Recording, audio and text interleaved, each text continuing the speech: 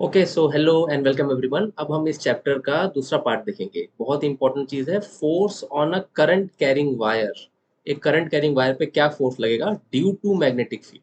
तो अभी तक हम देख रहे थे कि मैग्नेटिक फील्ड किसी चार्ज के ऊपर कितना फोर्स लगाएगी।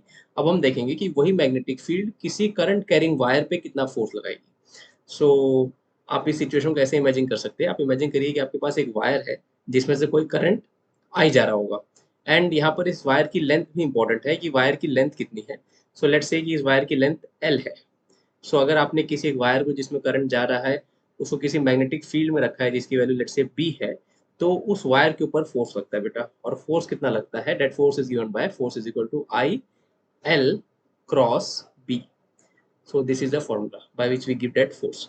अगर इसको आप आगे लिखना चाहेंगे तो हम इसको लिख सकते हैं I L B sine theta, where theta is the angle between length and magnetic field vector. अब यहाँ पर एक चीज आपको ध्यान रखनी है कि आपका जो लेंथ है ना, वो लेंथ कोई वेक्टर नहीं होता। तो आप कहेंगे कि सर आप इसको वेक्टर की तरह क्यों दे रहे हैं और लेंथ की डायरेक्शन आप क्या बताएंगे। सो ये जो जिस डायरेक्शन में करंट जा रहा होगा ना, आप जैसे देख सकते हो इस केस में आपका करंट इस डायरेक्शन में जा रहा है, तो वही डायरेक्शन आपकी इस लेंथ वेक्टर की हो जाती है। तो इसको आप ध्यान रखने का, length is a scalar quantity but हम इसको इस तरीके से वेक्टर वे में लिखते हैं। सो आई होप ये वाली चीज आपको क्लियर है। सो नाउ अगेन अब आप बोलेंगे सर इस फोर्स के डायरेक्शन आप कैसे देंगे। फोर्स के डायरेक्शन अगेन आप फ्लेमिंग्स लेफ्ट हैंड रूल को यूज करेंगे। So just like same previous class में जैसे हमने देखा था कि आप अपने लेफ्ट हैंड को इस तरीके से स्ट्रेच कर सकते हैं। आपका थंब फोर्स की डायरेक्शन दिखाएगा, इंडेक्स फिंगर मैग्नेटिक फील्ड की डायरेक्शन दिखाएगा और मिडिल फिंगर करंट की डायरेक्शन दिखाएगा। तो सेम वे में अगर आप इस सिचुएशन में करेंगे तो आपका मिडिल फिंगर करंट के डायरेक्शन में है, मैग्नेटिक फील्ड आपके बुक के अंदर या फिर आपके स्क्रीन के अंदर जा रही है, तो फोर्स थंब आपका ऊपर की तरफ लग रहा है। तो इस केस में आपका जो फोर्स लगेगा बेटा वो ऊपर के डायरेक्शन पे लगेगा। और फोर्स की वैल्यू आप कैसे देंगे, आई L P sine theta. So I hope ये वाला पार्ट आप समझ पाए। बस इसमें आपको इतना ही समझना था। अब मैं इसका आपको एक डेमोन्स्ट्रेशन दिखा देता हूँ। सो आप देख सकते हैं ये एक बहुत अच्छा हमारा वीडियो है। इसमें आप देखिए कि आपके पास ये मैग्नेट है, नीचे नॉर्थ पोल है, ऊपर इसका साउथ पोल है। तो बहुत ही पुराना से इनका मैग्नेट है और बीच में ये वायर आपको दिख रही होगी। इस वायर में करंट जा रहा है। जैसे ही सर क्या बोलते हैं यहाँ पर कुछ स्विच कनेक्ट करेंगे तो इस वायर में से करंट जाना स्टार्ट हो जाता है।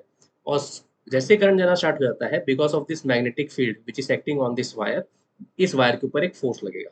अब आप चाहे तो इसके ऊपर क्या बोलते हैं कि फोर्स की डायरेक्शन प्रिडिक्ट कर सकते हैं। सो लेट्स सी कि किस तरीके से।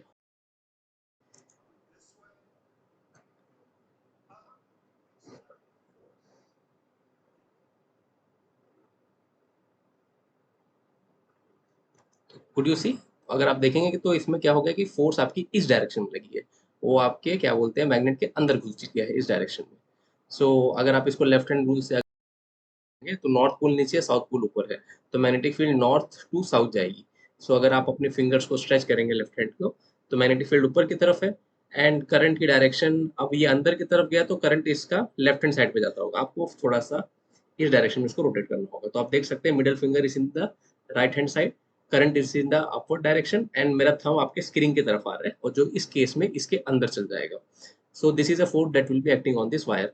अब इस वायर के ऊपर क्या कहते हैं, इस फोर्स का मैग्नीट्यूड कितना लगेगा, तो that will be I L B sine theta. I hope आप समझ गए। इसको एक बार हम ये sir right hand rule use कर रहे हैं, हम लेफ्ट हैंड रूल यूज करते हैं। तो लेफ्ट हैंड रूल ही हम यूज करते हैं। ये लोग यूएस वाले थोड़े उल्टे हैं। So you can see, so the moment you will connect it will go inside. Okay, so this was the situation. वो क्या बोलते हैं करंट की डायरेक्शन भी उल्टी कर सकते हैं बेस्ड ऑन की वो किस पोजीशन पे इस की को कनेक्ट करते हैं। बट फिलहाल this was the situation. I hope समझे हैं। So this was a demonstration. Now let's come back to our presentation. So this is how things will work. Most of the cases में again आपका theta 90 degree ही रहेगा। तो ये चीज़ आपको notes में बहुत अच्छे से लिख लेनी है। पैसिवली आपको नहीं सुनना है, एक्टिवली आपको नोट्स भी इसके लेते रहने हैं। अब हम क्या कहते हैं कि आगे देखते हैं इसको। अब हम आगे कुछ न्यूमेरिकल्स देखते हैं। तो एस सी वर्मा सर की बुक से मैंने कुछ सॉल्व एग्जाम्पल और बुक के अंदर के कुछ इंपॉर्टेंट न्यूमेरिकल्स लिए हैं। पहले एक इजी क्वेश्चन से हम स्टार्ट करते हैं। ये क्वेश्चन देखने में बहुत बड़ा लग रहा है लेकिन है बहुत सिंपल। पहले मैं आपको एक्सप्लेन कर देता हूँ, फिर आप आराम से इसको रीड कर सकते हो। सो इस सिचुएशन में बेटा हो क्या रहा है कि आपके पास एक सर्किट बना हुआ है। यहाँ से इस सर्किट में से कुछ करंट आई पास हो रहा है जो इस रेलिंग में जाता है। और ये जो आपको बीच में डंडी दिख रही है ना, यहाँ से पास होके सर्किट ऐसा क्लोज होता है। सो दिस एंटायर रेक्टेंगल, ये आपका पूरा सर्किट बनाएगा। लेट्स से मैं इसको नाम देता हूँ ए बी सी और डी। और यहाँ पर क्या है कि मैग्नेटिक फील्ड खाली आधे पोर्शन में है। तो आप देख सकते हो कि यहाँ पर ये जो BC वाली जो वायर है ना, खाली इसके ऊपर मैग्नेटिक फील्ड आपकी लगने वाली है। अब यहाँ पर मैग्नेटिक फील्ड आपकी into the plane of paper जा रही है, तो आपका ये जो वायर है इसके ऊपर फोर्स लगेगी बिकॉज ऑफ मैग्नेटिक फील्ड।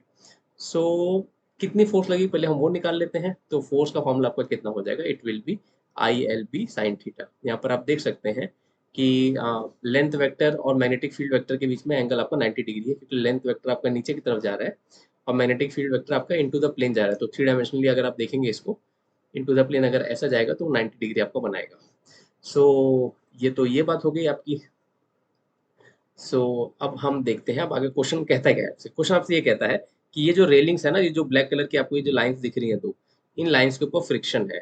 तो होगा क्या, जैसे ये आपका वायर मूव करेगा वो फ्रिक्शन उसको प्रोटेक्ट करेगा मूव करने से। So let's see. So question लिखता है the wire of mass m, wire का मास भी दिया, can slide on the rails are connected to a constant current source which drives the current I in the circuit, the friction coefficient between the rails and the wire is mu. Okay, तो railing ये जो आपके black colour का है और ये जो wire है आपकी जो BC वायर है, इस पर जो फ्रिक्शन है वो म्यू है। What should be the minimum value of mu which can prevent the wire from sliding on the rails. Okay, तो इस कोएफिशिएंट ऑफ फ्रिक्शन की कितनी वैल्यू होनी चाहिए ताकि ये वायर उस पर स्लाइड ना हो। सो अब कॉन्सेप्ट बेसिकली क्या है, अगर यहाँ पर आप फोर्स की डायरेक्शन निकालेंगे तो अगर आप लेफ्ट हैंड रूल लगाएंगे तो आपका करंट नीचे की तरफ है, मैग्नेटिक फील्ड आपके स्क्रीन की तरफ अंदर की तरफ जा रही है। तो आप देख सकते हो मेरा जो थंब है वो राइट हैंड डायरेक्शन में है ना, तो इस पे जो फोर्स लगेगी बेटा वो इस डायरेक्शन में लगेगी। तो ये जो वायर है ये राइट हैंड डायरेक्शन में जाने की कोशिश करेगा। लेकिन क्वेश्चन क्या कर रहा है, what should be the minimum value of mu which can prevent the wire from sliding on the road. तो हम नहीं चाहते कि ये वायर स्लाइड हो, प्रिवेंट करना है। मतलब क्या हो जाएगा कि आपकी जो फ्रिक्शन फोर्स लगेगी, force of friction, it will balance the magnetic field की वजह से लगने वाली फोर्स। तो force of friction will be equal to F। I hope ये समझ पा रहे हैं। तो म्यू, तो फ्रिक्शन फोर्स कितनी होती है, म्यू mg होती है, एंड ये फोर्स हमारी ILB साइन थीटा आपका 90 डिग्री है, तो उतना हो जाएगा।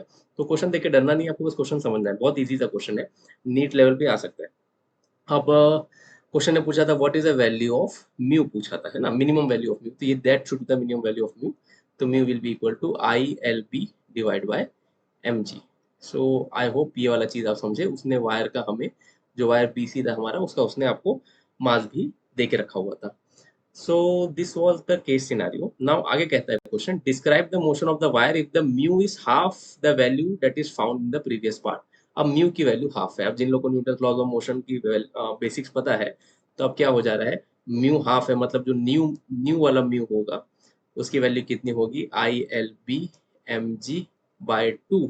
नाउ दिस फोर्स, यहाँ पर जो फ्रिक्शन फोर्स लगने वाला है म्यू mg वाला, that will be insufficient, okay, that will be insufficient to counter this force which is acting in the right hand direction. So what will happen, this wire, which is wire BC, this wire will start to slowly move, will start to slowly accelerate in the right hand direction. Fine, because F की value आपकी अब greater हो जाएगी compare to वो जो नया friction वो offer करने वाला है ना, न्यू फ्रिक्शन हम लिख सकते हैं यहाँ पर। सो आई होप ये वाला पार्ट आप समझ गए। So this was it. This is a very important question which connects your Newton's laws of motion and this part of the question. अब हम थोड़ा सा अगला क्वेश्चन देखते हैं, थोड़ा इजी क्वेश्चन देखते हैं, फिर हम इस वाले पे आएंगे बिकॉज इस वाले पे थोड़ा, ये भी सिंपल ही है लेकिन थोड़ा सा इमेजिनेशन लगेगा। सो नाउ अब हम ये वाला क्वेश्चन देखते हैं। अगेन ये एस सी वर्मा सर की एक्सरसाइज का क्वेश्चन है। द क्वेश्चन से magnetic field of strength 1 tesla, अच्छी खासी मैग्नेटिक फील्ड है 1 टेस्ला की, is produce by a strong electromagnet in a cylindrical region of radius R। तो आप देख सकते हो ये दो आपके इलेक्ट्रोमैग्नेट्स हैं, इनके बीच में हमने एक वायर रख दी है, तो जो मैग्नेटिक फील्ड जाएगी ऊपर से नीचे की तरफ जाएगी, है ना। So these are strong magnet, जैसे वो कह रहा है। एंड ये कहता है सिलेंड्रिकल मैग्नेट्स है जिनका रेडियस है 4 centimetre. What does this mean, कि ये जो रेडियस है आपका 4 सेंटीमीटर है। तो ये बेसिकली बेटा कहता है कि आपको कि आपकी वायर की लेंथ भले बहुत लंबी है, लेकिन इस पर जो आप वायर की एक्चुअल लेंथ कंसिडर करेंगे जिसको वो मैग्नेटिक फील्ड लगेगी, वो खाली इसके डायमीटर जितना ही कंसिडर करेंगे, जो आपका 8 सेंटीमीटर डायमीटर होने वाला है सिलेंडर का, क्योंकि लिए मैग्नेटिक फील्ड खाली इसी पोर्शन में लगने वाली है। आई होप आप इस बात को समझ पा रहे हैं ना। तो यहाँ पर भी जो आपकी वायर दिख रही है, वायर में हमें बस इतना ही रीजन कंसिडर करना है, बाकी पूरे वायर को कंसिडर नहीं करना है, तो फोर्स खाली इसी रीजन पर लगने वाली है, जिसकी वजह से डेफिनेटली पूरा वायर आपका मूव होगा। सो लेंथ जो हम यहाँ क्वेश्चन में लेने वाले हैं वो होगी आपकी 8 सेंटीमीटर। आई होप ये आप समझे। A wire carrying current 2 ampere is placed perpendicular to and intersecting axis of cylindrical region. तो इसी तरीके से है कि दोनों मैग्नेट्स के बीच में हमने वायर रख दिया हुआ है एंड करंट आपको देके रखा है 2 एम्पियर। क्वेश्चन कहता है find the magnitude of force acting on the wire. तो सबसे पहले तो हम डायरेक्शन निकालते हैं, मैग्नीट्यूड आराम से निकल जाएगा। तो इसमें आप देख सकते हैं लेंथ वेक्टर आपका यहाँ पर है और मैग्नेटिक फील्ड वेक्टर आपका नीचे की तरफ है। दोनों के बीच में एंगल आपका you can see straight forward is 90 degree. तो अब अगर आप इसको प्रॉपरली करेंगे तो हमारा हाथ ऐसा है, तो आपको थोड़ा सा अगर आप देखेंगे तो मैग्नेटिक फील्ड नीचे की तरफ एंड लेंथ इस तरफ, तो वायर आपके स्क्रीन के अंदर जाएगा। यहाँ पर आपको थोड़ा व्रिस्ट घुमाना पड़ेगा लेग स्पिनर की तरह। So this is one step. तो इसमें आप देखेंगे कि जो आपका फोर्स होगा it will be going inside the plane of the paper. So उस फोर्स की वैल्यू हम कैसे देंगे, again we can simply give I L P sine theta. Sine theta 90 degree हो जाएगा आपका। करंट 2 था, लेंथ आपको 8 सेंटीमीटर लेनी है, तो मीटर में 10⁻², magnetic field was 1 Tesla. So this is our very good answer, 16 10⁻⁻² Newton आप कह सकते हैं, और 0.16 न्यूटन। आई होप इस चीज को आप बहुत अच्छे से समझे हैं। हमने जो वीडियो भी देखा था कुछ टाइम पहले, तो उस वीडियो में भी आपने देखा होगा कि वायर सर की थोड़ी सी बड़ी थी और मैग्नेट्स का जो लेंथ था वो छोटा था, तो वहां पर भी जो फोर्स होगी वो उसी वायर के पर्टिकुलर रीजन पर ही लग रही होगी, है ना। So this was one stuff. अब ये कर्व वायर है, कर्व वायर से आपको कैसे डील करना है मैं बताता हूँ आपको। पहले हम कुछ और देख लेते हैं। Straight wire length what minimum should be applied so that the magnetic force of the wire में, हाँ अब ये बहुत ही अच्छा, एक बहुत ही ट्रिकी और फनी क्वेश्चन जो पूछा जाता है आपसे। तो देखिए क्वेश्चन आपसे कैसा क्या है, you have a straight horizontal wire of मास 10 ग्राम। तो हमारे पास एक वायर है जिसकी मास है 10 milligram, so sorry, and length is 1 metre, जिसकी लेंथ है 1 मीटर। 1 मीटर कितना होगा, 100 सेंटीमीटर। और इसमें करंट कितना जाता है आपका, आई गोस 2 एम्पियर। कितना करंट जा रहा है। What minimum magnetic field B should be applied in the region so that magnetic force on the wire may balance its weight। अब इसका मतलब क्या हो गया कि ये वायर को आपने हवा में रखा हुआ है। This is what the question is trying to tell you. Wire को हवा में रखा हुआ है और ये जो वायर है ये आपका बैलेंस्ड है। मतलब क्या हो गया कि इसका जो mg नीचे की तरफ लग रहा होगा, इसको आपको मैग्नेटिक फोर्स से बैलेंस कर देना है ना। So that is a simple basic concept कि that wire should float in air. उसने कुछ ऐसा एयर वर्ड यूज नहीं किया क्वेश्चन में, but it is understood that that weight should be balanced by the force. तो फोर्स कितना हो जाएगा आपका, mg के इक्वल हो जाएगा, फोर्स आपकी I L B sine theta हो जाएगी। डेफिनेटली हम क्या बोलते हैं, अगर फोर्स ऊपर तरफ लगाएंगे तो मैग्नेटिक फील्ड हम अंदर into the plane of your screen हम प्लेस करेंगे, जिस स्क्रीन को आप देख रहे हैं इस तरफ। So this will be equal to mg। mg की वैल्यू मैं सब्स्टिट्यूट करता हूँ, 10 मिलीग्राम है, 10⁻⁻³ आपका हो जाएगा यहाँ पर। फिर उसके बाद आप कह सकते हैं कि g की वैल्यू को हम जरा 10 ले सकते हैं, और साइन थीटा आपका 90 लेंगे क्योंकि करंट आपका राइट हैंड डायरेक्शन में है एंड मैग्नेटिक फील्ड आपकी into the plane of paper है। I think what minimum magnetic field B की वैल्यू उसने आपसे पूछी थी क्वेश्चन में, तो it will be how much, 100 × 10⁻⁻³ current आपकी थी 2 एम्पियर और लेंथ ऑफ द वायर आपको कहा था 1 मीटर लेने के लिए, तो आप देख सकते हैं 50 हो जाएगा। तो 50 आप कह सकते हैं milli tesla, mT. I hope it is clear. तो this is the magnetic field. कोई आपसे पूछेगा डायरेक्शन क्या रखेंगे भाई साहब, तो वो होगा into the plane of your screen और into the plane of your paper, जब आप एग्जाम में लिखेंगे तो। अब यहाँ पर डायरेक्शन में आपको ट्रिक कर सकता था क्वेश्चन कि वैल्यू तो कोई भी निकाल लेगा, लेकिन डायरेक्शन में बच्चों को कंफ्यूजन होता है। अगर यही मैग्नेटिक फील्ड आप बताते कि sir it is coming out of the plane of paper, तब ये बैलेंस नहीं हो पाता, क्योंकि जब भी magnetic field out of the plane of paper आएगी तब मैग्नेटिक जो फोर्स लग रही है ना वो भी नीचे की डायरेक्शन में लगेगी। तो ये फोर्स और ये mg दोनों को बैलेंस नहीं हो पाएंगे, दोनों के दोनों उस वायर को नीचे लेके जाने में हेल्प करेंगे। So this is where you have to be little bit conscious while solving the question. Yes, अब हम थोड़े अलग टाइप के, ये आपके बेसिक्स हो गए, just to explain you how things will work over here. Now let's see this question. अब इस क्वेश्चन के ऊपर बहुत सारे क्वेश्चन बन सकते हैं और ये आपके वेक्टर्स का एक बहुत क्लासिकल क्वेश्चन है। चलिए देखते हैं क्वेश्चन क्या कहता है। क्वेश्चन कहता है wire is bent in a form of equilateral triangle PQR of side 10 centimetre. तो सबकी साइड 10 सेंटीमीटर है और वायर में करंट जा रहा है 5 एम्पियर का। सो ये जो हमारी वायर है जो इस तरीके से है, इसमें 5 एम्पियर का करंट गोल गोल घूम रहा है। फाइन, तो इसको आप ध्यान रखिए। वो कहाँ करंट कहाँ से आया कैसे आया वो सब हमारे कंसर्न की बात नहीं है, बस आ गया कहीं ना कहीं से। सो 5 एम्पियर का करंट है आपका, it is placed in the magnetic field of 2 tesla, बहुत अच्छी खासी मैग्नेटिक फील्ड है, directed perpendicular to the plane of the loop, ठीक है, अंदर की तरफ जा रही है मैग्नेटिक फील्ड, ठीक है। अब क्वेश्चन कहता है find the forces on the 3 sides of the triangle, क्या क्या फोर्सेस लगेंगी।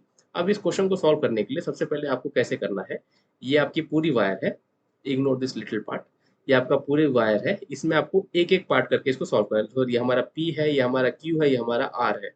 तो किसी भी कॉम्प्लेक्स ऑब्जेक्ट पे अगर आपको टोटल फोर्सेस निकालनी है, पहले तो एक क्वेश्चन ने हमको कहा है कि इंडिविजुअल वायर्स पे कितनी फोर्सेस लगेंगी, मतलब पहले PQ पे निकालेंगे फोर्स, फिर QR पे निकालेंगे, फिर PR पे निकालेंगे। तो वो निकालना बहुत सिंपल है। तो force will be simply ILB sine theta. लेकिन जब क्वेश्चन आपसे कह देगा चलो बताओ पूरे सिस्टम ऑफ वायर PQR, ये जो आपको ट्राइंगल दिख रहा है, इस पर टोटल कितनी फोर्स लगेगी, तब आपको इन सारे फोर्सेस का नेट फोर्स निकालना होगा।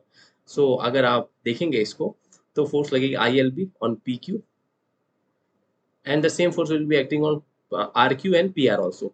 फोर्स की वैल्यू आपकी कितनी मिल जाएगी, force length I was 2 ampere 5 ampere and length हमारी थी 10 centimetre, 10 into 10 to the power of -2, और मैग्नेटिक फील्ड हमारी थी 2 टेस्ला, एंड साइन थीटा आपका 90 डिग्री हो जाएगा। तो ये 10 10 100 हो जाएगा, और ये तो 1 न्यूटन की आपकी अच्छी खासी फोर्स उस पर लगने वाली है। सो ये जो नीचे वायर आपका PQ है बेटा, इसके ऊपर आपकी जो फोर्स लगेगी वो लगेगी 1 Newton in the upward direction. Similarly आप बोलोगे सर मैं RQ कैसे निकालूं, ये तो बहुत टेढ़ा मेढ़ा है, तो आपको बस अपनी बुक को टर्न कर लेना है ना। अभी आपकी बुक ऐसी दिखती होगी जिसके ऊपर आपने ये ट्रायंगल ड्रॉ किया होगा, तो आप बुक को थोड़ा सा ऐसा टेढ़ा कर देंगे। अगर जैसे आप बुक को थोड़ा टेढ़ा कर देंगे तो आपका ये वाला जो साइड है RQ, वो आपका हॉरिजॉन्टल हो जाएगा, है ना।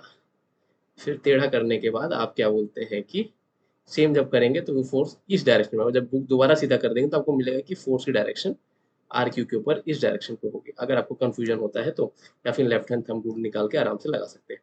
तो ये 1 न्यूटन हो जाएगा बेटा, और ये वाला भी हमारा 1 न्यूटन हो जाएगा। सो हर एक वायर पे इंडिविजुअल 1 न्यूटन 1 न्यूटन 1 न्यूटन की फोर्स लगेगी। अब क्वेश्चन पूछेगा, लेट से यहाँ पूछा नहीं है बट ट्रिकीली पूछ सकता है आपसे, कि ये जो पूरा फ्रेम है PQR, इसके ऊपर नेट फोर्स कितना लगेगा। और now this is a very classical question. अब ये आपको इक्विलेटरल ट्रायंगल था, तो यहाँ पर जब आप वेक्टर डायग्राम बनाएंगे इस ट्रायंगल के ऊपर, तो आप देखेंगे कि एक फोर्स F1 जो F ऊपर की तरफ है, जो 1 न्यूटन का है, जो PQ पे लग रहा था, और जो RQ पे लग रहा था sorry, जो RQ पे लग रहा था वो वाला फोर्स 1 न्यूटन इस तरफ था, और दूसरा फोर्स आपका जो था विच वॉज PR, वो आपका 1 न्यूटन इस तरफ लग रहा था। अब ये तीनों फोर्सेस की वैल्यू इक्वल है, और यहाँ पर तीनों का एंगल आपका आएगा 120 डिग्री। ओके, तो राइट एंगल ट्रायंगल पे इस तरीके की सिचुएशन आपकी बनती है। आप बोलोगे सर 120 डिग्री कैसे आप बता रहे हो, किस हिसाब से बता रहे हो। अगर मुझे ये आपको समझाना हो तो मैं आपको कुछ इस तरीके से समझाऊंगा।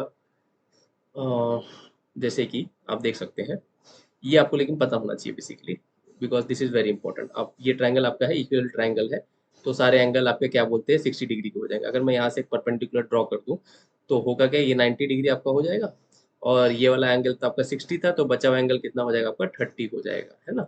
अब आपका एक फोर्स वेक्टर ऊपर की तरफ जा रहा था, एक फोर्स वेक्टर इस तरफ आ रहा था। अगर मैं नीचे वाले फोर्स वेक्टर को ऊपर की तरफ ऐसे बस प्लेस कर दूँ, तो मुझे क्या मिलेगा, आई विल फाइंड कि ये जो एंगल था ये तो आपका 90 डिग्री पहले से था, और ये जो बचा हुआ मेरा एंगल है ये मेरा 30 डिग्री होगा, जो पूरा मिलकर आपका क्या कहते हैं कि they will form the angle of 120 degree. तो दिस इज वन स्टफ। तो यहाँ पर आपका ये जितने भी एंगल है दिस विल बी 120 डिग्री। अगर वेक्टर में एक बहुत ही क्लासिकल क्वेश्चन आपने किया है, तो अगर तीन इक्वल फोर्सेस 120 डिग्री पे लगती हैं तो उनका जो नेट फोर्स होगा बेटा, वो हमेशा 0 न्यूटन होता है। ये आपको ध्यान रखना है। ये रिजल्ट आप याद भी रख सकते हैं, और या फिर इसको कैसे सॉल्व करेंगे, कोई भी दो फोर्सेस का आप क्या बोलते हैं रिजल्टेंट निकाल लो, और फिर उससे तीसरा रिजल्टेंट निकाल लो। सो लेट्स से ये दो फोर्सेस है, ये और ये, इन दोनों का जब आप रिजल्टेंट निकालोगे, हमारा फोर्स का formula that is √F1² plus F2² plus 2F1 F2 cos theta, है ना। यहाँ पर कॉस थीटा आपका 120 डिग्री होगा, cos 120 will be equal to आपका हो जाएगा -½ ठीक है। जब आप इसको पूरा सॉल्व करेंगे, सिंस यहाँ पर दोनों f की वैल्यू सेम है, तो आपको इसका आंसर भी 1 न्यूटन ही आती है। सो इसका आंसर आपको आएगा 1 न्यूटन। तो इन दोनों का रिजल्टेंट का वैल्यू ये 1 न्यूटन है। फिर ये जो रिजल्टेंट है इसको हम फाइनल फोर्स के साथ सॉल्व करते हैं, that is how we solve 3 vectors. तो इन दोनों का जब फाइनल आप करेंगे बेटा, तो आपको टोटल नेट फोर्स आपको 0 आ जाएगी। So this was one stuff. This is a very very important question. क्यों मैं बोल रहा हूँ ये इंपॉर्टेंट है, क्योंकि आगे जाके फ्यूचर में आपको क्वेश्चन ऐसा भी दे सकता है एग्जाम में कभी कि ऐसे भाई साहब लेट्स से कि आपके पास मैग्नेटिक फील्ड है, यहाँ पर एक वायर ऐसे रखा हुआ है ना, ऊपर से करंट ऐसे जा रहा है, बस इतनी वायर है ना, आगे से सर्किट है उससे हमको लेना देना नहीं है, आपको खाली बस ये वायर पे बताओ टोटल नेट फोर्स क्या लग रही है। तो आपको सेम वेक्टर की नॉलेज से इसी क्वेश्चन को सॉल्व करना पड़ेगा। ओके, तो मेंस के लेवल पे ये क्वेश्चन आ सकता है, नीट के लेवल पे इतना कैलकुलेशन नहीं देता आजकल, वैसे कुछ कैलकुलेशन है नहीं। अगर आप इसको सॉल्व करना चाहे तो बहुत आसानी से सॉल्व कर सकते हैं अगर आप देखेंगे। सो लेट्स से इस क्वेश्चन को हम बना देते हैं, इस क्वेश्चन को भी हम बना के सॉल्व कर लेते हैं अपने बेस्ट के लिए। लेट्स से दोनों वायर है ए बी और सी, है ना, ए बी और बी सी की वैल्यू सेम है। लेट्स से दोनों की वैल्यू 10 सेंटीमीटर है एंड ये दोनों मैग्नेटिक फील्ड में है जिसकी वैल्यू है 2 टेस्ला एंड दोनों से करंट लेट से जा रहा है 5 एम्पियर। सो नाउ अब क्वेश्चन पूछेगा, चलिए बताइए कि what is the total force acting on this system of wire. System of wire मतलब ए बी सी पूरा, ठीक है, इसको वन फ्रेम ऑफ वायर भी आप कह सकते हैं। तो आप कैसे करेंगे, आपको इंडिविजुअली सॉल्व करना है, इंडिविजुअल पहले फोर्स से निकालें। तो बीसी पे टोटल फोर्स अगर आप देखेंगे तो फोर्स ऊपर की तरफ इस पे लगेगी आई एल पी साइन थीटा, और आई एल पी दोनों के लिए कॉमन है एंड जब आप इसके ऊपर फोर्स लगाएंगे तो जब आप इसको सॉल्व करेंगे बेटा, so how we will get it, you will find that force is acting on the right hand direction. This is where it will acting perfectly at 90 degree compare to that. तो यहाँ पर जब आप इस पूरे frame को analyse करेंगे तो इसके ऊपर दो फोर्स लगेंगी, एक ऊपर की तरफ और एक आपका, सॉरी मैंने राइट हैंड बोला, लेफ्ट हैंड साइड पे, है ना। तो अब इन दोनों फोर्सेस के बीच में एंगल आपका 90 डिग्री है, तो रिजल्टेंट फोर्स जब 90 होता है तो it is root over F one square plus F two square. यहाँ पर एफ की वैल्यू दोनों सेम है। आप बोलोगे sir two two F one F two cos theta का टर्म कहाँ गया, तो कॉस 90 जब होता है तो वो जीरो होता है, तो वो वाला टर्म आपका उड़ जाता है। या अब इस लेवल तक आपको ये सारी चीजें जुबानी होनी चाहिए, सारी चीज फॉर्मूला पे लिखने की जरूरत नहीं है। कभी आपको 90 डिग्री दिखे स्ट्रेट फॉरवर्ड ये टर्म आपका जीरो हो जाएगा। अब दोनों एफ क्यू के लिए सेम है तो it will become two two times of F square and that will become root two times of F. ये भी रिजल्ट आपको ध्यान रखने, कभी 90 डिग्री रहे और दोनों की वैल्यू सेम रहे तो root two times of common force लगता है रिजल्टेंट। तो इस वायर पे आपका जो रिजल्टेंट लगेगा root two times of F, और ये फोर्स का डायरेक्शन होगा बेटा आपका इस तरफ। तो ये जो आपकी वायर होगी it will start to travel in this direction. This is a very very important part, इसको आप ध्यान रखिएगा। अब आते हैं हम एक ट्रिकी पार्ट पर इस क्वेश्चन का, जो आपको नीट और मेंस लेवल पे नहीं आता, लेकिन बुक में देके रखा है शिवम सर की बुक में, तो हम इसको देखते हैं। तो यहाँ पर आपको एक कर्व वायर देके रखी है जिसको आपको मैग्नेटिक फील्ड के अंदर रखा हुआ है, वायर के अंदर करंट आई जा रहा है, तो आई करंट आपका पूरा घूम के एकदम बस यहाँ टकले से होते हुए, यहाँ से होते हुए जाएगा।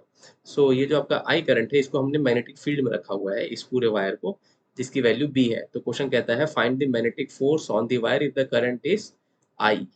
ओके, सो अब यहाँ पर एक और चीज आपको दी होगी, length of the wire, just give me a second, semicircle of radius of R, ठीक है, तो रेडियस आर उसने बस आपको दे के रखा हुआ है।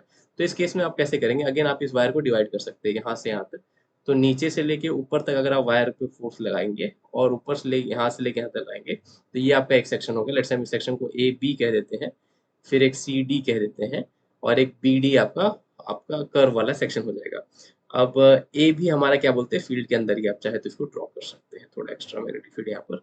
तो ए बी के ऊपर जब आप फोर्स लगाएंगे, जब आप डायरेक्शन देखेंगे तो करंट ऊपर की तरफ है, मैग्नेटिक फील्ड अंदर की तरफ है, तो आप देखेंगे तो इस पर राइट की तरफ लगेगा एंड वाइस वर्सा इसके ऊपर लेफ्ट की तरफ लगेगा। सॉरी मैं उल्टा बोल रहा हूँ, बार बार राइट को लेफ्ट और लेफ्ट को राइट, तो इस पे फोर्स लेफ्ट की तरफ लगेगी और इस पे फोर्स राइट की तरफ लगेगी। ओके, एंड ये दोनों के दोनों क्या बोलते हैं आपस में एक दूसरे को कैंसिल आउट कर देते हैं। तो अगर आप इसमें भी देखना चाहेंगे, सो सी डी वाले में फोर्स इस तरफ राइट की डायरेक्शन में आपके लगेगी। So they both will cancel because दोनों का फोर्स की वैल्यू सेम हो गया, करंट सेम है दोनों में, लेंथ भी सेम है, मैग्नेटिक फील्ड भी सेम है, और साइन थीटा आपका 90 डिग्री है। तो यहाँ पर जो मेन इफेक्ट पड़ने वाला है वो जो आपका जो ऊपर का जो आपको कर्व लूप दिख रहा है ना, ये वाला बी डी, इसके वजह से लगने वाला है ना। सो अब इसको आप कैसे सॉल्व करेंगे, तो यहाँ पर आपको क्या करना है, आपको इसको कर्व को नहीं देखना, आपको बस इसको डायमीटर को देखना है ना। तो इस क्वेश्चन का आपको कर्व दिख जाएगा तो आप उसको एज अ स्ट्रेट वायर की तरह आप ट्रीट करिए simply. So how we will do it, so इसका पूरा लेंथ आप 2r करके लिख सकते हैं। So this f will be equal to I L B sine theta, जिसमें आपका करंट हो जाएगा हमारा इस क्वेश्चन के हिसाब से आई, लेंथ को आप ये जो आपका बी डी का जो लेंथ था, since we are treating it like a straight wire, वो 2r हो जाएगा, मैग्नेटिक फील्ड b हो जाएगी साइन थीटा 90, तो it will B 2 IR B, that is a force which will be acting on this entire system of wire, because ये left right की forces आपस में एक दूसरे को कैंसिल कर चुकी थी। आई होप यहाँ तक आप सभी लोग समझे हैं। इतना इनफ है बेसिक्स डेवलप करने के लिए। अब बच्चा बोलेगा सर ये कहाँ से आपने 2R कर दिया, तो फिलहाल मेंस और नीट के हिसाब से हमको ज़्यादा ये सब जानने की ज़रूरत नहीं है। एडवांस के होता तो हम करते थे इसको। तो आई होप ये क्लियर है बेटा आपको कि कैसे ये सारी चीज़ें आपके यहाँ पर काम होने वाली है। तो आई होप आपको वीडियो पसंद आया। आप और क्वेश्चन सॉल्व कर सकते हैं, प्रीवियस ईयर क्वेश्चन सब आप बिंदास कर सकते हो। आप इस लेवल के बेसिस पे आप सारे क्वेश्चन कर सकते हैं। एंड मैं चाहूंगा कि आप 10 से 15 क्वेश्चन इस पर्टिकुलर टॉपिक पर प्रीवियस ईयर करके जाएं। It will be very good. आपका बेस एकदम बन जाएगा। मैं वीडियो का एंड करता हूँ। नेक्स्ट वीडियो आपका इस चैप्टर में एक और छोटा सा हमारा पार्ट बाकी है कि force acting on a loop. तो लूप पे कैसे होगा वो हम देखेंगे। फ्रेंड्स के साथ शेयर करना, लाइक शेयर सब्सक्राइब कीजिएगा। नेक्स्ट वीडियो में मिलते हैं। Thank you so much.